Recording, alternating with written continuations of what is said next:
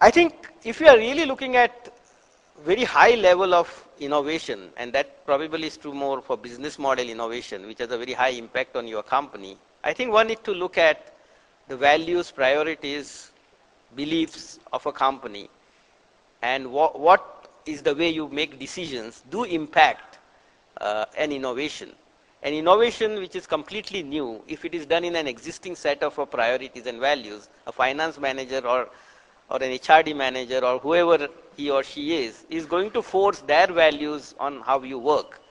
And that's very natural because that's what has produced a success. And if you try to replicate that, unless you create an island there of this, you are unlikely to succeed. And how many times I have figured this out is that we created a bright guy, told him that, yes, now you go ahead and do whatever you want to do in our company and it will succeed.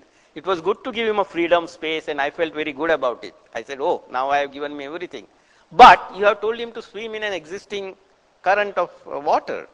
And that is pretty difficult for a guy who wants to produce some change. So you need to be conscious. And how conscious you are, how far away will really depend on that innovation.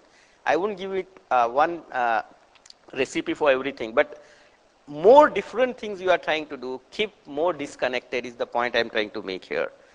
Last is something that we ourselves tried, that when we built product, that ERP product that we talked, we realized that if we do it in our existing setup right at our physical location, it won't work. So we physically transferred it to a different place and realized that 4 or 5 years down the line, we had indeed created a different culture which was conducive to building product. Those guys were completely different, and even when we had some competition in our company, they used to say we are different. And I think the location helped there. So physical location, to be very physically solution to doing this, is that if you really separate it out, don't keep it even physically at one place, it will succeed. Now you will say, this is fine. So create an island and you will succeed, right? No, I'm not saying that. I'm saying something that once you create those islands, start building bridges.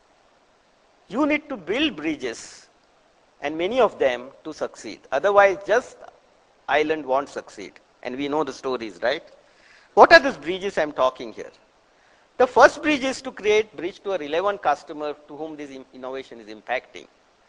How many times you have found that we have ended up not talking to customer what he or she wants and built something which is very bright? I think we already talked about it. I don't want to repeat. Involving customer, the relevant customer I'm seeing. And this relevant is a very important word here. I have found time and again, we go to the same customer again and present them our new innovation, realizing that he or she is not the customer that you are who is going to buy. The new customers, those who are your non-customers, probably for your existing business. So I'm saying this bridge may not go to your existing customer, but the bridge you build must. The second bridge I would like to build is, unless you connect up to the main organization in some kind of systems and processes and review methods, you will not get support from an existing organization. Whether you need people, whether you need money, whether you need IT, whether you need infrastructure, they are going to say, oh, these guys are doing something different, I don't know. We have heard that, right? So consciously build a bridge, but it has to be a bridge. Don't connect the island. Just create a bridge so that there is a transfer in a particular way in systems and processes. Time doesn't allow me to talk those systems and processes we need to do to make it happen. But the point I'm making is building bridges like this are indeed important. The next point that I really make is about, actually I'll put all these things together just for the sake of giving a completeness.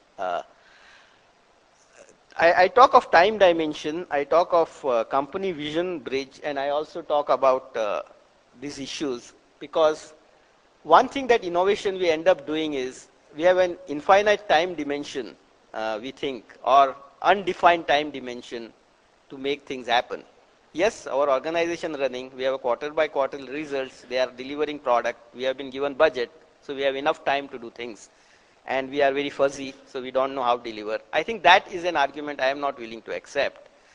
We need to define tangible milestones, and those milestones have to be customer deliverable, hopefully, when we talk of innovation, because innovation is not R&D, or as somebody defined that creativity is about spending money, innovation is about making money, or some such crude definition somebody had given.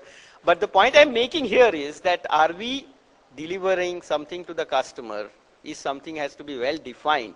It can be a longer time frame than an existing environment, but that has to be done, and it has to be done very, very consciously. Is something that I would I would like to propose. The other thing that I would like to connect up is about company vision.